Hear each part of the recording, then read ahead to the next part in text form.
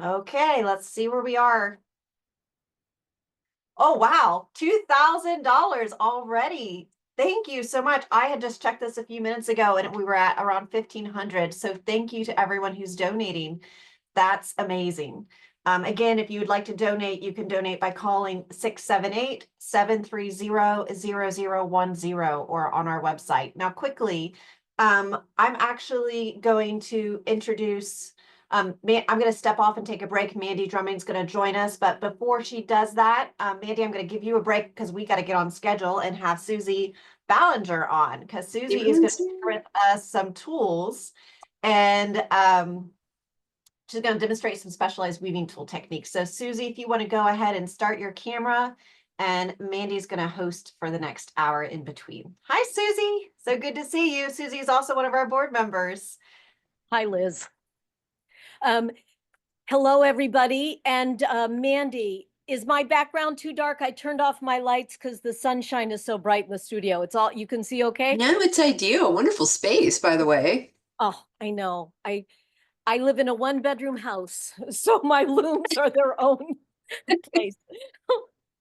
Oh, thank you for the update on donations. And I wanted to share with you before I get started into what I'm doing. I support HGA because HGA is like my guild. I belong to a couple of local regional guilds, but having the connection of people across the country, and thank goodness for Zoom, it makes me feel like I am part of a bigger community, which I am. And so thank you for all you do, Mandy. Thank you for all you do, Elizabeth and Sally and Julia and all the staff at HGA. Thank you so much. So I wanted to share my fiber journey. It has been a long time of weaving, and it all started with an epiphany because I saw cloth and I saw a loom and I was like, oh, this is what I'm going to do for the rest of my life. I think a number of people have spoken to that type of epiphany already today. And so I taught myself, which means that I made every mistake possible, not even knowing that they were mistakes, but I really wanted a way to express myself with fiber beyond a 90-degree intersection. So I wanted to move beyond the grid.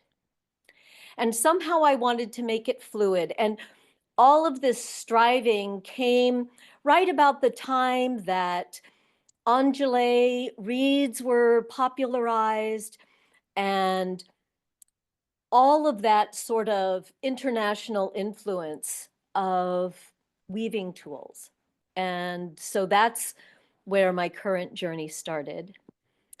I love the idea of subtraction. And so to me, a loom is simply a mechanism to hold the threads taut. I could have 10 shafts. I have two 10 shafts looms. I have a 16 shaft loom. And yet it is the 4 shaft looms that I always come back to because they fit me. With the idea that a loom is there to hold the threads taut, we can manipulate the warp in all different kinds of ways. And one of the first ways I started playing with the warp was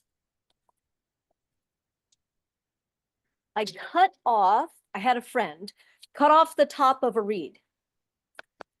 And I did this because I thought I could do lino. I can just take that thread and switch it over here and this one over here and I'll make crisscrosses. But of course, you can't do that because the threads are stuck in the heddles. So I realized that you could, thank you, whoever's laughing, right? It took me a while.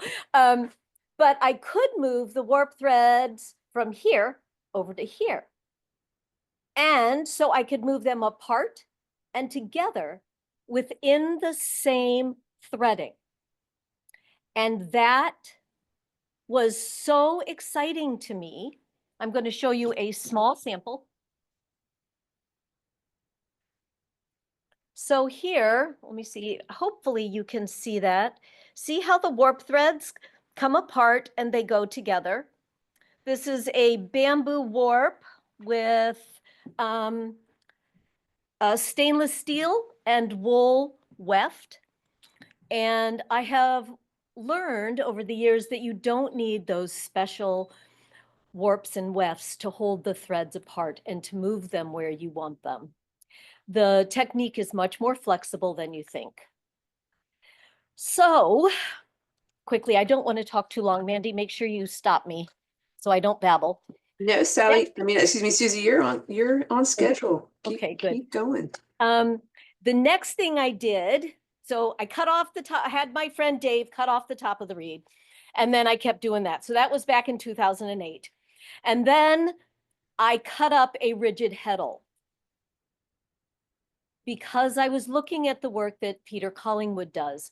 And we have a contemporary weaver named Caroline Sawyer who has perfected working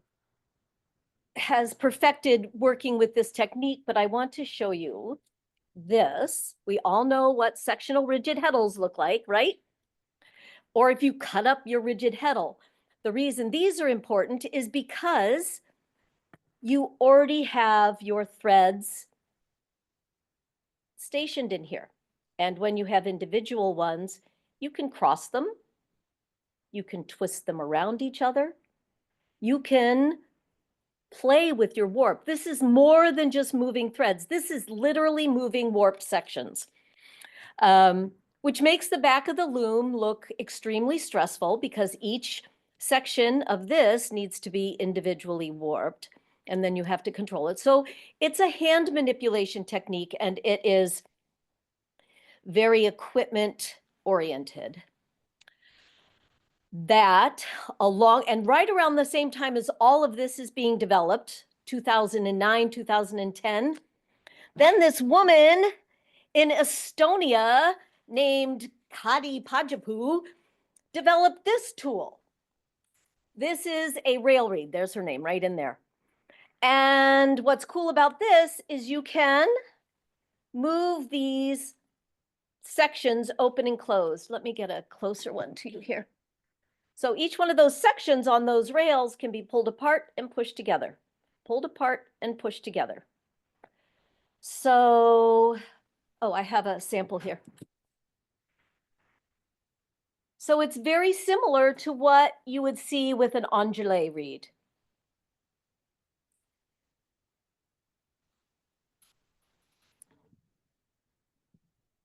And another small sample that I did, very small. So you can also use that with twill threadings. This is paper, superfine paper weft, 8/4 cotton warp. But can you see the twill lines? See how they distort, yet they're still together in that grid, so your cloth is not sleazy. It's just, oh my gosh, how can you move those warp threads and still keep a stable textile? I find that fascinating. Oh, and I have one other really cool thing. So ongulé reeds are expensive, but you can make one. You can hack into your old reeds, put them together because you want the fan section. There you go. Now you can see it because it will move up or it will move down, and you can create your own. Again, it's time consuming, but it can be done. Your ongulé textiles. Julia Blake, you can see Peter Collingwood stuff. So that ongulé, look at the curve that it makes. It's astounding. So these tools allow the idea of your grid to be fluid. It now moves. And I don't know, it excites me. Can you tell? Repeat the name of the reed. Hit me up again. Hang on. Let me see here. Jennifer Fournier, repeat the name of the reed. Oh, Estonia woman. It's called Railreed, R-A-I-L-R-E-E-D. And I think it's railreed.com. Google it. Her stuff is different. And then I have one more tool to show you. A lot of what I have just showed you, in fact, everything I have just showed you manipulates the warps. Now, you can also manipulate the weft. And because I like to invent things, this is my latest tool. This is what I call a nami stick. Nami means curve in Japanese, and nami ori is the type of weaving that is done with weft undulations. So here is one sample. Oh, I'm sitting at a bench. Thank you for your patience. All right, here's one sample that I did. So this is silk, and you can see how the undulations move from the left to the right and make almost like a twill line that goes sideways. Another piece that is fun is this. I think you can see this. Again, the weft undulations create curves in the weft. So I'm bringing all of this up for two things. Hi, Mandy. I'm getting close to time. Getting close, Susie. Okay. All right. So It's real been quick. fascinating. Thank you. So I have a couple of carrots for everybody. The first two people who donate to my favorite guild, which is Hand Weavers Guild of America, the first two people who donate $50, I will send you one of these tools for free. And I want you to have fun with it. I want you to experiment. I want you, if you join as a member, you'll get the membership benefits from HGA and you'll get a tool. So really just join. It's $57 for a membership. But if you're already a member, donate and get a tool. And then one last plug. This is my shameless plug. I'm teaching a 2-day, might be 3-day, workshop at Mid-Atlantic Fiber Association this summer. And if you take my class, you will get a chance to use every single one of these tools. Thank you. Thank you. There. So that's all I have for you. Thank you for allowing me to share what I like to do. And thank you for being HGA. Well, thank you for volunteering, Susie, and thank you for being so generous. We thank you, truly. We're just going to keep moving right along. Next, we have Beth Cederberg Guertin. And they're actually at their weaving studio and is going to share with us the action going on there right now as we speak. So I will let you take it away, Beth. Hi, thank you very much, Mandy, for welcoming me. A Place to Weave, which you can't really see here, unfortunately, is a weaving studio in Leominster, Massachusetts that focuses on community, just like HGA focuses on community. And what I do is I have a studio, and unfortunately it is very blurred, but I have students that are coming to weave. They come in on an open studio basis, and I have over 50 looms, and we basically learn to weave together. And I was hoping to show you everything that they were doing, but for some reason my camera is not working here. We just took a project off the loom. I think you might have a filter on, Beth, and we just probably need to turn the filter off. That's all. I don't know even how to do that. I'm sorry. I am technology challenged. If you go to your video setting where you turn on and off your video, there should be a little caret. Oh, there it is. Thank you. Oh, thank you very much. Now you can see. Okay, continue. I have, a student here is working right now on a triangular loom. She is, and then we have all different looms in here. We just took yesterday off thrum pot holders, in which 24 pot holders were woven using up our thrums because we don't like to waste here. I have students that are weaving sheep dish towels on a Louis Magato. I don't know if you can see it there. We do a lot of different things, just like HGA does. And it's important that we support our local communities as well as our national community. Giving to HGA is extremely important. It is because that is what's going to keep all of us going with fiber arts and things like that. I have, as you can see, over 50 looms in here right now. And it is a wonderful place to just come be. And so you should form communities to get together, your local guilds and like that, to just be together as a group of people to support each other, learn from each other, just like we learn from HGA and support HGA. I appreciate you having me today. Thank you. Beth, can you show us a few more close-ups?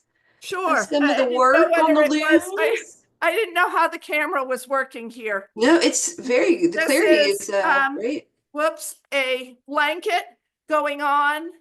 We have rag rugs and mop cotton rugs being woven. Other blankets happening.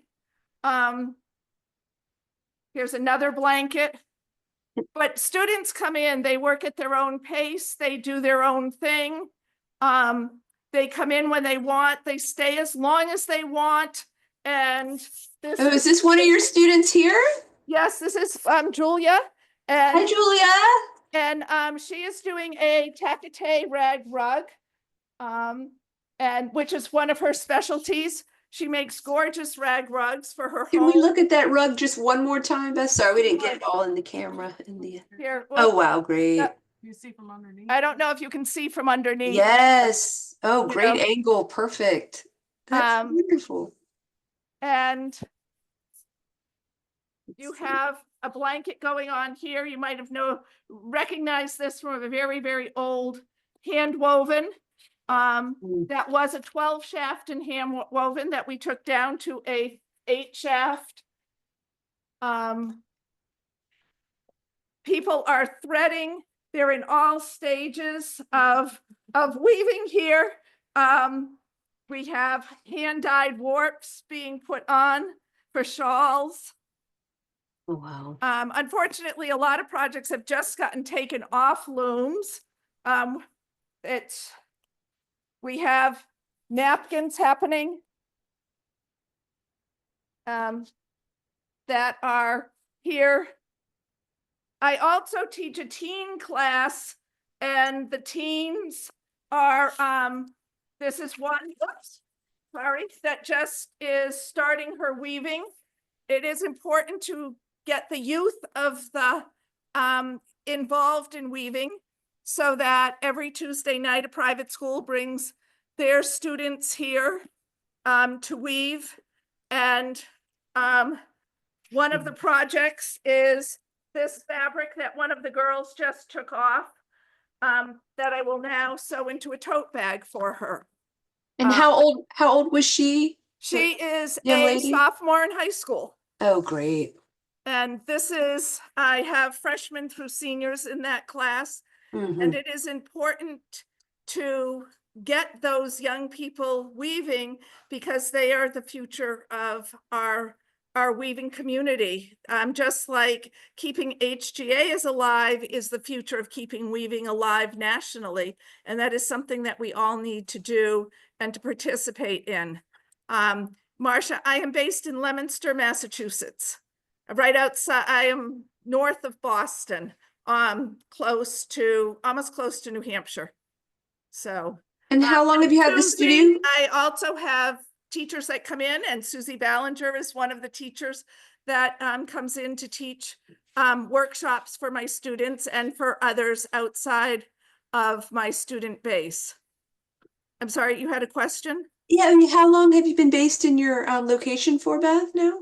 I've been based here for 2.5 years, but I started in 1982 in Arlington, and then was in Lexington for a while, and then Waltham for a while, and now I'm out to Leominster. Oh, wow. Well, do you have plans to stay there for a while? I do. I have plans to stay here for many, many years.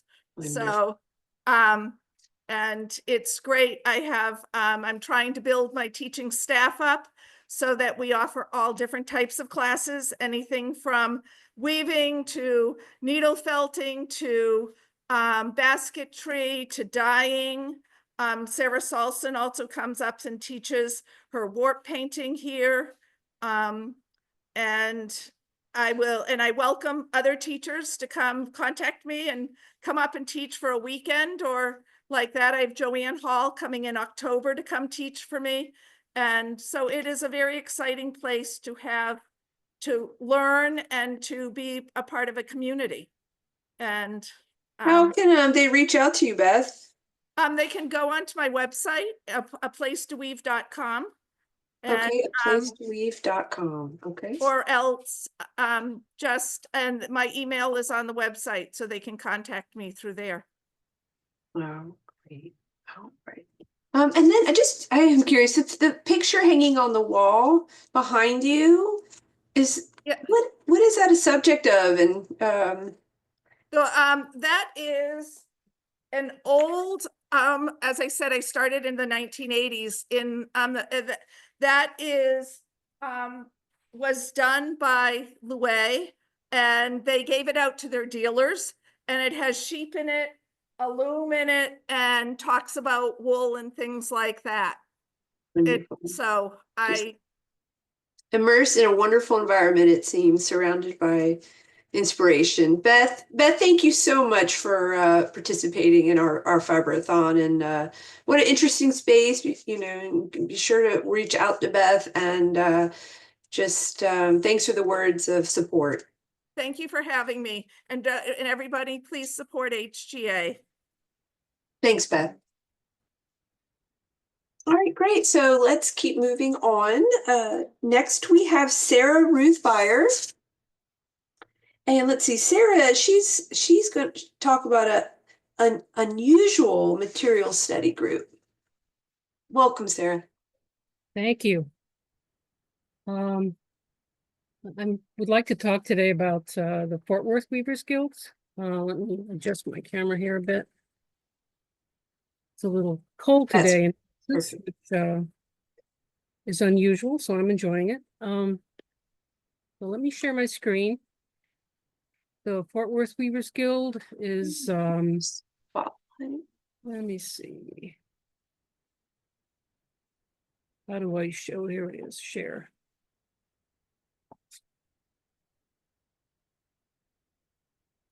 So we are a very active guild, and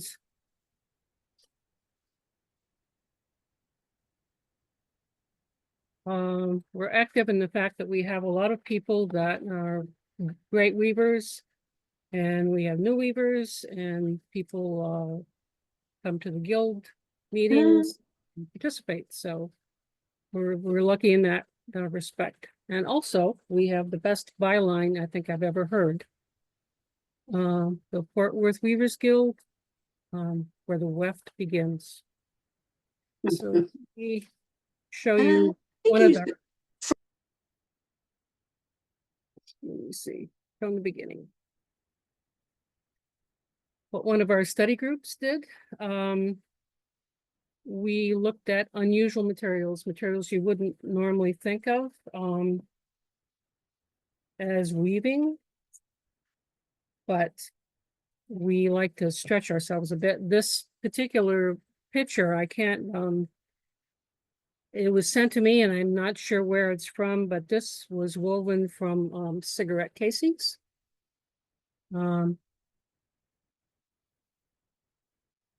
And why do we research unusual materials? Because for one thing, recycling and upcycling has become very important and very necessary. Sustainability Also just stretching, exploring new ideas, new materials. You may want to work with them again. It may lead to something entirely new, or you may never want to see them again, but at least you'll know. And also necessity. Necessity is the mother of creativity. I know you thought that it was invention, but it's the same thing. So we looked at people in different mediums, not necessarily weaving. One of my favorite artists today is Elana Tsui, who creates these incredible wall pieces from little bits of metal that he puts together. And they, to me, that looks like a textile, even though it's made out of metal. There's another company in Africa called Ocean Soul. Again, the footwear of choice there is flip-flops, and they're frequently worn out and thrown away. So what can you do with them? You can glue them together and create these beautiful, huge animals. They make all sorts of different kinds of products from this, but these were just incredible, I thought. Made out of flip-flops. Another person that we looked at as inspiration was Lourdes Slasik. Again, she's weaving these beautiful, sensitive portraits out of newspaper.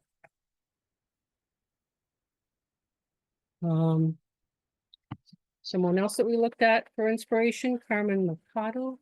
For her master's degree, she was recycling ocean plastic, which is a big problem now.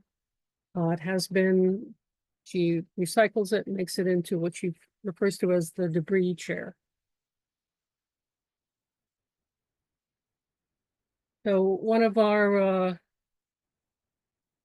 weavers, Margaret, loves paint chips, as we all do. We love to go to the paint store and borrow a few chips. And as a part of a double weave, she's incorporated them into these beautiful weavings, this graduated dark to light warp, and paint chips are showing through the pockets. Again, you can be very versatile with this. You can, make your substrate out of anything. But again, looking at paint chips, how the color shifts. This is sort of screened in Rothko.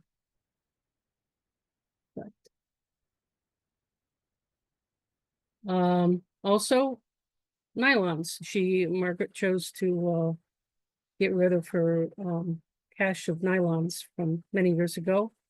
I just came across a large bunch of them myself, which I know I'll never wear again. So this, I think, is going to inspire me to weave them. This is the Ode to Retirement.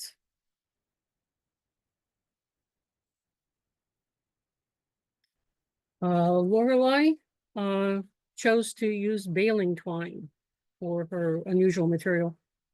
And this was baling twine that I believe had been in the field for possibly a few years. What impresses me is that she used it for the warp and the filling.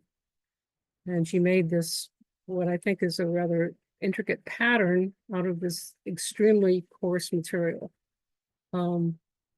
Lorelei said this is one of the materials she will never again work with in her entire life. But I think she made a beautiful rug, and we all know it's going to last forever.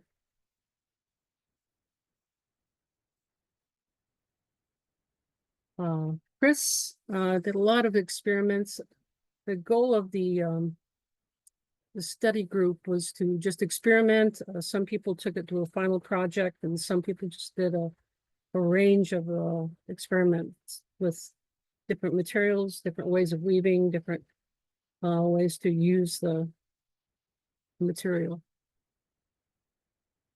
Plastic and pineapple fiber.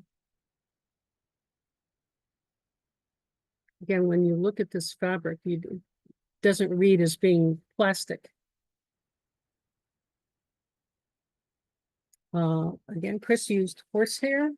Horsehair is actually a traditional weaving material, but it's not used commercially, so we don't see that much anymore. But if you tour a historic home and you look at the upholstery, you'll see that it may very well have been woven from horsehair. And the horsehair is probably the only material that's still in there. The rest of it's been worn away over the years. But I think she used she's in a very interesting way here to create an image.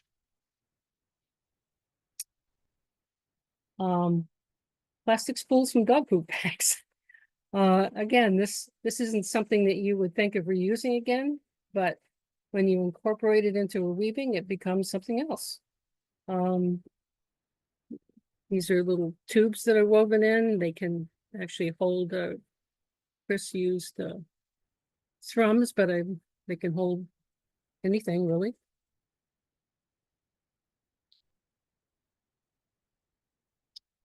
Cassette tape. This, again, you have to feel the material to know it. I think that's a feature of weaving, is that its strength is in its tactility. You have to feel it to understand it and know it. I think many of us have come across old videotapes and cassette tapes and wondered what to do with them. Can weave them. Thrums, I love the way that this is done asymmetrically. I think it's beautiful.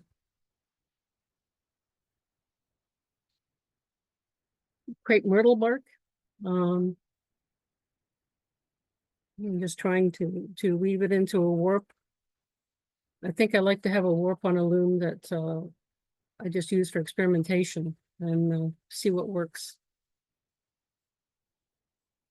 Linda used substrate to weave into. So this is a netting that she incorporated and wove into. And she also wove into a cardboard packing material. And I love the way that she framed it. I love that netting frame with the cardboard material. Corn husks. Again, they're a fibrous material. You can spin them, or in this case, I just put them into the warp to see what they would look like. And it actually makes a very sturdy material.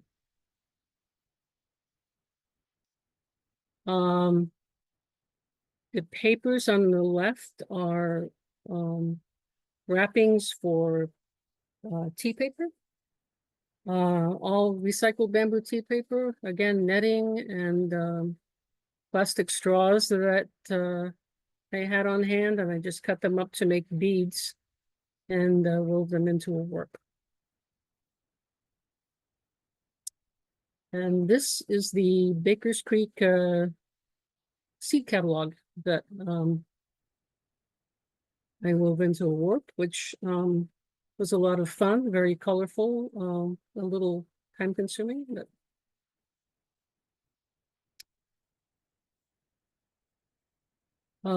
let me stop my share here. I'm not totally sure how to do that.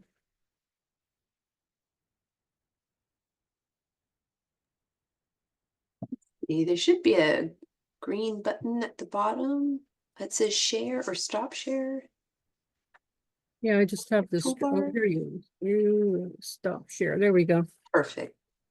So that was just some of the things that we did in the group. And again, the Fort Worth Weavers Guild, it's a member of HGA. We love the guild retreat. We get a lot from that. I think it's an organization that really promotes the community of what we love to do. Well, you have a network of incredible artists in your guild, very innovative, creative those works of art were incredible. Thank you so much. It's beautiful, absolutely beautiful, and then also to be sustainable in that manner. Thank you, Sarah, so much. You're most welcome. All right, we'll keep moving on with our Fiber-A-Thon. Our next guest to speak is going to be Laura Womack. They're going to talk about their experience weaving on a TC2 loom. Thank you, Mandy. Thanks, Welcome, Laura. everyone. Sorry? Thank you. I said welcome, thank you. Thanks. All right, I'm going to try to do a screen share here. And can you see that okay, Mandy? Perfect. Thank you. Great. Okay, I'm just going to tell you my experience. I'm not going to give a tutorial, but this is my new avatar for social media is my portrait woven on a TC2. Okay, and I just wanted you to have a context about me. I am maybe characterizable as a Luddite by nature. I am very committed to super traditional forms of textile creation. This is a picture of my teacher, P. Shri Bai, who taught me a back tension loom in Thailand in 2016 or 2015. And I like very nature-based handmade materials. So here you see a selection of, in the lower right-hand corner is a hand-reeled Thai silk made with naturally yellow silk. In the upper right corner is a weaving that I did with that silk and some thrums. And then you see a collection of peduncle silk and airy silk and Thai silk that has been dyed or not dyed. There's some hand spun wool in there and some indigo dyed hemp. So I'm pretty committed to the most basic things. And right now I'm actually wearing a wild silk hand spun jacket that I made from some Assamese fibers. So, and I just to again for context, my aesthetic is these natural materials, but also my philosophical orientation is that nature is critical to our survival, our mental health, and our spiritual well-being. And I also am fascinated by the fact that weaving is a very old technology, one of the first technologies, and it's based on our relationship with nature. We took materials from nature, transformed them for our use, and they're a critical need, and yet the technology we've developed in more modern times distances us from both the production of textiles and also from nature. So for me, textiles and nature are closely intertwined, and that's why I'm so committed to textiles that are nature-based. So it's pretty outside my comfort zone to take this thing that doesn't look anything like a loom to me and try to weave on it. But I did do a 2-week residency at Praxis in Cleveland in February. And just so you know, the textiles I'm going to show you have not yet been wet finished or stretched. So you'll see some wrinkle marks. Let's see. Here we go. So again, inspiration from nature. This is lichen that I saw in Sardinia. And one of the things I like about it is that it has not only just the beautiful color, but the pattern seems random, and yet there is an order as with all of nature.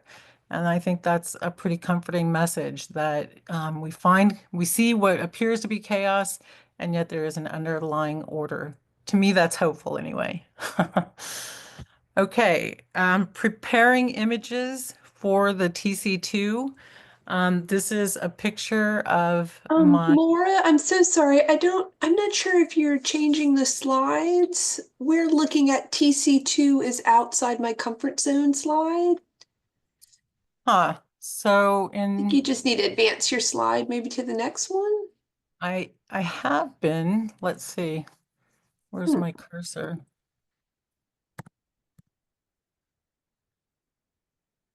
Can you see this picture of me at the loom? Yes. Okay, now can you see the lichen? Unfortunately, no. Huh. Okay. What, sorry You might about that. want to stop your share and reshare it. Are you on a Mac? Yep. Okay, Macs are funny. So Macs share the screen sometimes and not the application. Stop your share, Right. reshare it, and that might work. Okay, sorry everyone. Let me go back to, and I was speaking a little quickly, so hopefully that won't affect my time. I don't want to overstay. So now can you see lichen and Sardinia? Yes. Okay, great. Let's see if, is that a clean image? Yes. Okay, so there's the lichen. Oh, wow, that's beautiful. Okay, I'm sorry, continue. Okay, well, no, thanks so much for telling me my slides weren't advancing. Okay, so that was my inspiration, and order out of chaos is encouraging. Now hopefully you can see preparing images for TC2. Can you see that? Yes. Okay, good. So that is to weave the lichen on the TC2, I had to, first of all, figure out Photoshop, which is not a product an app that's familiar for me. Then I imported my photo into Photoshop and converted it to grayscale. Hopefully you can see a detail of that picture that shows how the grayscale, I put into the grayscale different satins, a 1.7, a 2.6, etc., all the way to 7.1. And that basically tells the TC2 how much warp or weft to show in any one, pixel, if you will, whether the warp is up or down. And by having the grayscale scale filled in at the different values with different densities of weft or warp in a satin weave, that's how the computer knows what to do. So here's the single shuttle satin weave of the lichens. It's on a gray warp with a bright orangey yellow weft. You can't quite see the intensity of the color in the slide, but there you go. Okay, and I wanted to have more detail, so let's see, catch up with my notes. I wanted to have more detail and use more color in the weft to make a more dynamic piece. So I did a 3 shuttle structure. And here, if you can see it, you can see the lichen in the middle of a border area. And on the edge, there's a double weave for the selvage. Okay. All right, and here's a detail. So you can see the double weave selvage and the border where all of the shuttles are basically just being tacked down in a warp emphasized satin. And you can also see it's technical, so I won't go into it again. This isn't a tutorial, but just a little taste of. You can see it looks a little bit different in the detail, where the grayscale now has instructions to the computer which shuttle is going to be going at which time at each throw. And then here's the final weaving. You can see, again, not quite as intense as I would like in the picture, but in person, it's very intense yellow. You can see the 3 different colors in the weft, a white, a brown, and the orangey yellow. And just at the bottom, you can see a test of the different satins with the different colors of yarn. And you can see the first sample where I wanted to get a taste of what it would look like when I wove the lichen with the 3 shuttle throw. And the first sample, I didn't like how much brown and white there was. I wanted more density of both the brown and the white for greater impact. So I did another sample having changed taken out 2 levels of grayscale so that those were forced into a more high contrast. And then there's a detail of the final piece. I will say that the TC2 I worked on had some heddle problems, which were quite frustrating. I think that I'm optimistic that, you know, if with a little bit of sewing some of those loose warps in, the overall image will be improved. But for somebody who's such you know, based in nature, as simple as you get, kind of textile consumer, I have to say that I really love doing this. I can't wait to do it again. Watching the image emerge was fabulous. It really, you know, sort of expanded my understanding of what I could do and what I was interested in doing with textiles and yarns. And so I don't consider myself a Luddite anymore, although I am still committed to natural fibers. And I wanted to say also thank you to HGA and to the guilds, because that's where you know, get inspiration, as we just saw from Sarah, using all of these different materials. The a study group of friends that I have told me about the TC2, and I wouldn't have done it otherwise, and I met them through my guild. It would be remiss if I didn't say thank you to Liz Hine, who is my guild mate and has really helped me in so many different ways with my work. And all of that comes through these organizations like AGA and the guilds that allow us to share what we're doing and find inspiration from each other. So thank you, HGA, for what you do. Thank you for this opportunity to share a fun little adventure I had, and I hope you'll support them. I certainly will. Thank you, Laura. Thank you for supporting us by participating on this Fiber-A-Thon. Thank you for sharing your process. It's interesting, very fascinating. Thank you so much. Thanks. All right. Our next presenter, as we continue on with our Fiber-A-Thon, is going to be Jaimee Roberts. They're going to share a colorful conversation about their current work and woven work that they curated for a hotel in Newport, Rhode Island. Welcome, Jaimee. Hi, I'm just trying to get my video going. Start video. Sure. Hi, how are you? There she is. Great. Hi, everybody. I'm Jaimee Veronneau Roberts, and I'm reporting live from Rhode Island, beautiful Rhode Island. I'm so excited to do this today. I was encouraged to do it by Suzi Ballenger, who I did this Newport hotel project with, which I'll talk to you about at the end of the project, at the end of the chat. I'm a sewer and a weaver living in Rhode Island. I got into fashion, I think from my Catholic school upbringing, because I wore a uniform all the time, that then I just really wanted something original and unique to myself all the time. So I went to FIT for fashion design. And then I went to the London College of Fashion for leather accessory design. That I did a stint on Etsy and craft fairs in New York with some of the things I had sewn. And then I had kids and lost a little bit of myself, lovingly lost a little bit of myself. And I signed up for a weaving class at a local yarn shop with just rigid heddles. And right away, my brain just kind of spun with all the options and the possibilities. And I could make my own fabrics to then sew, and just really my brain exploded. I'm sure a lot of people have that feeling too. But I wanted to just talk a little bit about some of my work. And then again, this Newport hotel project, which hopefully I feel like I should be getting paid by this hotel and the Rhode Island Tourism Board for this advertisement, because it's so great. But first I wanted to share my screen. Oh, why is this not here now?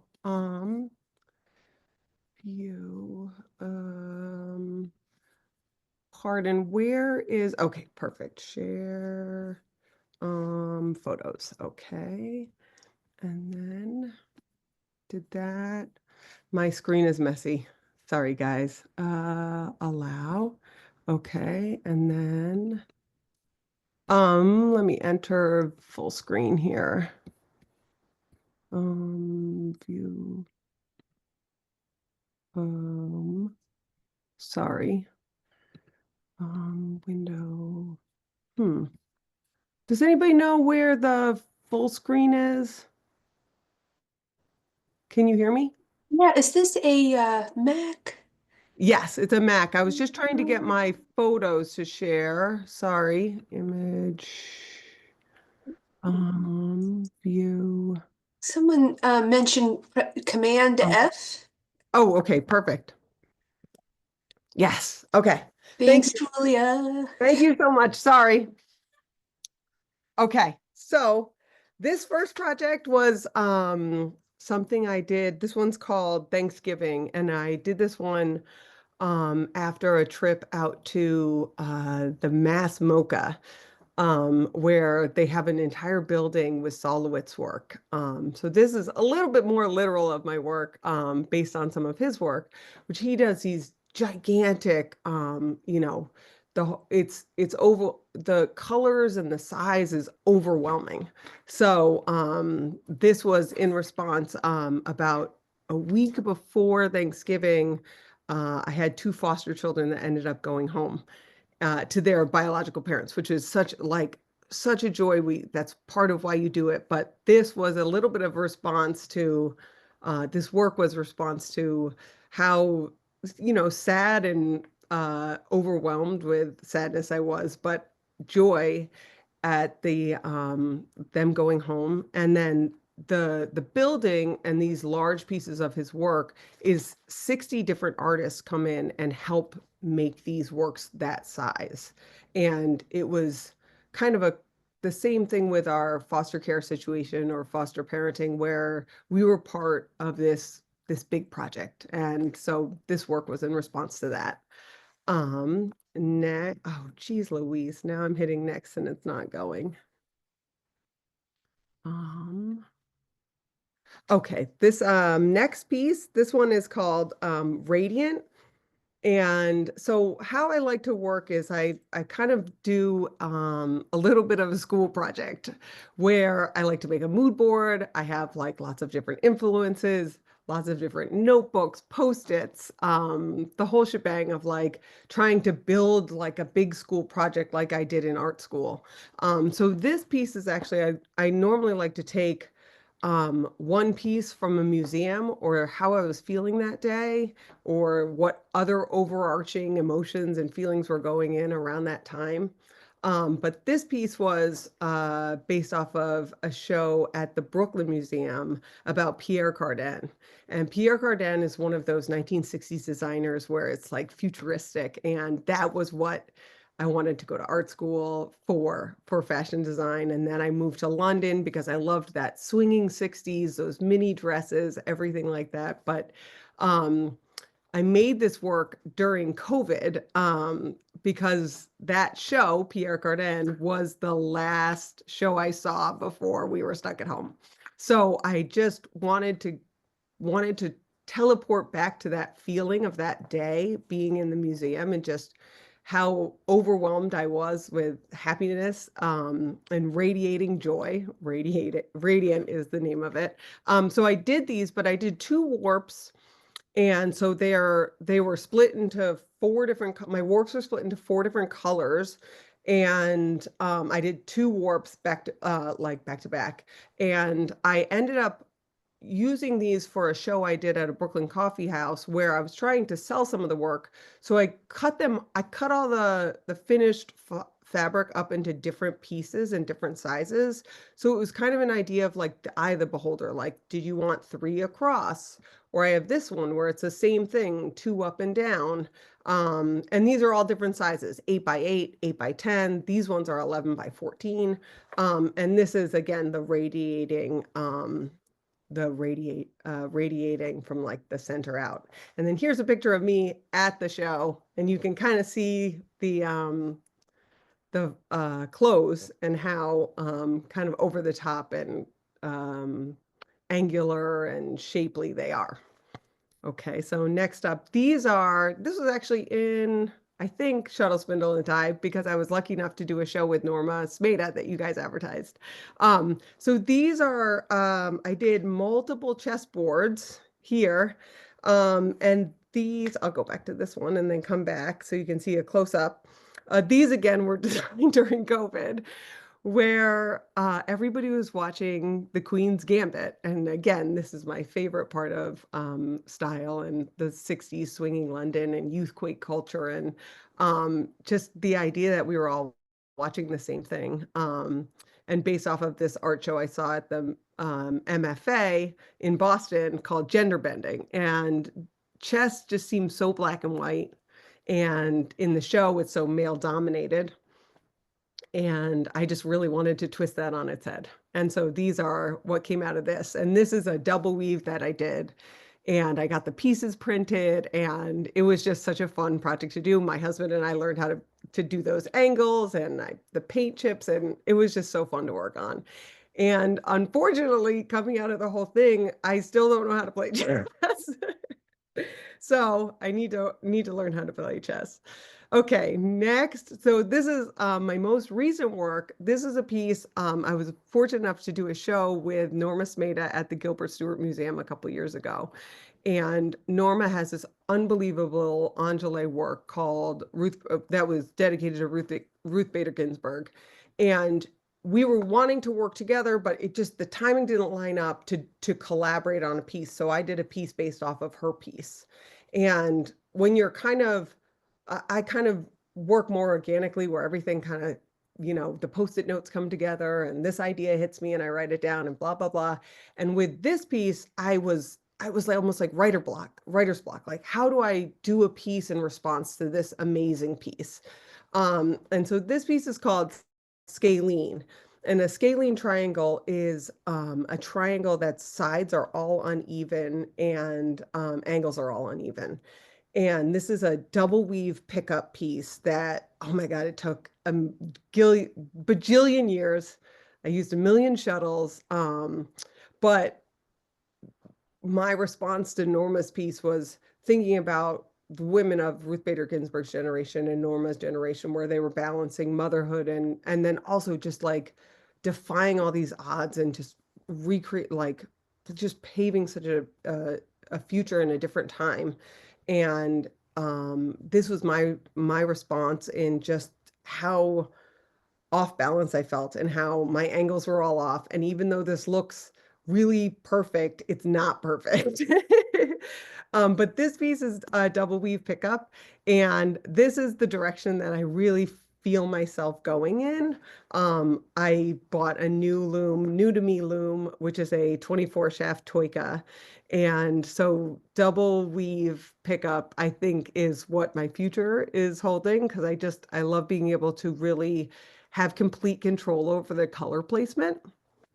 I'm running close on time. So let me go a little bit further. Oh, and what's great about this piece, as I look at my notes, I had this amazing fiber artist come to the show, who I later did a show with, Kate Barber. And she looked at it, and, this had just taken me like a year to make, it was so much time, so time consuming. And she was like, Jaimee, I want to see this bigger. So hopefully, Kate, in the future, I will have pieces like this that are bigger. So this is probably, I think it's about 20 by 14 or so. So hopefully in the future, I'll do a little bit bigger of work. But just I know I'm out of time, so let me just burn forward. So this is just a piece, I'm teaching kids weaving classes at the Rhode Island Weaving Center. And that's going amazingly, and really trying to hook kids in from Rhode Island, especially where fiber arts really began, or the fiber industry in this country. And then I'll do 1 minute on this Newport Hotel project. So I was lucky enough to be contacted by a designer. Jaimee, I apologize. We've got to cut you off because you got to cut me off. I'm so sorry. I didn't realize how. I will put it in the chat, though. We did some work for a 30. Yeah, just put it in the chat, because we've got to go move forward. I'm sorry. Yeah, of course. Thank you so much for sharing that. And I want to thank Mandy for hosting our last hour. let's give you an update of where we are with our donation. Mandy, thank you so much. Mandy's our program coordinator, and she also, you probably hear Kathy mention her names often during Textiles and Tea. So let's get an update of where we are with our donations real quick. Let's take a look here. Okay. Wow, we're up to $3,673. That's more than $1,000 over last hour. Thank you so much all for donating.